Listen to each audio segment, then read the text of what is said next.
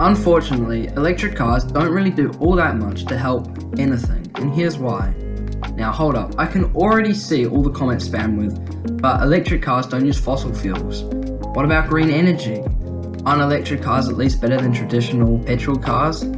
And yes, technically speaking, electric cars do produce less emissions over their lifespan in comparison to petrol cars. However, there are many hidden factors that not many people know about electric cars that practically cancel out all of their good effects.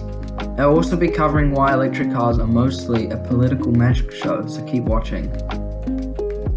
Yes, that's right, the weight of electric cars is an issue. Why?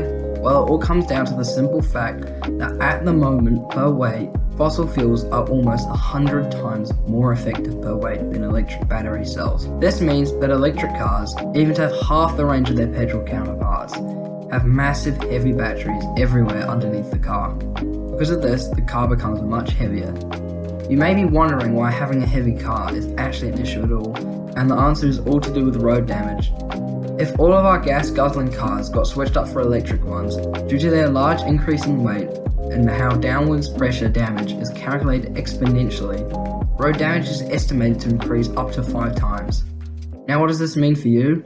Well, it means roads are going to become more bumpy and less efficient. They'll have to be repaired more often, requiring roadworks and traffic problems, not to mention that extra carbon cost of the concrete required to constantly relay roads.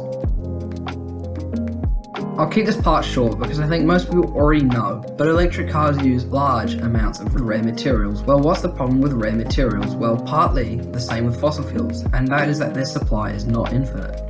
In fact, the more cobalt, lithium and gold that go into electric cars, the more in demand it will become, forcing countries to fight over resources until inevitably we exhaust our fragile Earth supply and we run out. The other problem with these metals is the conditions that the miners face. They're typically underpaid workers from third world countries, and you really have to stop and ask yourself, is that ethically right?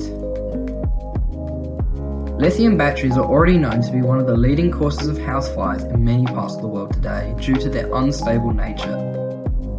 Fires in electric cars are no better. They require 5 times more water to put out than a regular car fire, causing fire crews to just leave them to burn out as they take way too much water to put out and are not worth the effort.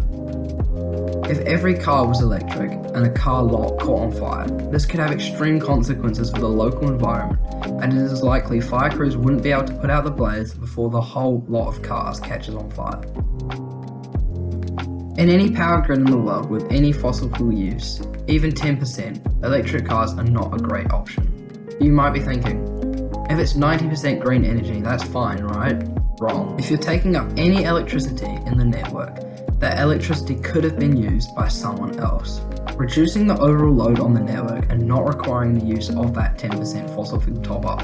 Electric cars running on electricity made from gas or coal barely help the environment at all, as energy can neither be created nor destroyed, and you're essentially just using coal to power your car. Because overall, electric cars do reduce emissions over petrol cars slightly, politicians across the globe are quick to point fingers to them being the solution to global warming, setting electric car targets such as all cars electric by 2050. Sadly, this won't even make a dent in stopping climate change. The solution to greener transport? Well, unfortunately, it is electric buses and light rail. It is the only way to significantly reduce the carbon emissions of human transport safely and efficiently.